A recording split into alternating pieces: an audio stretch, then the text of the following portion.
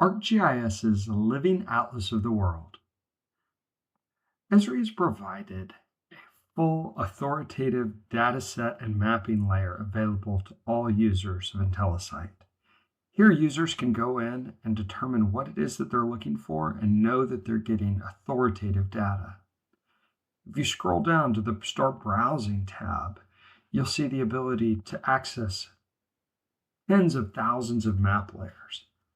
Let's say we're interested in looking at something like 3D buildings. Here, we can type in what it is that we're searching for, view the item details, and then add it to our map. Here, by opening it in Scene Viewer, I'll instantly get access to the 3D building layer available within Living Atlas. Notice as I scroll in, we'll start to see the 3D renderings take place.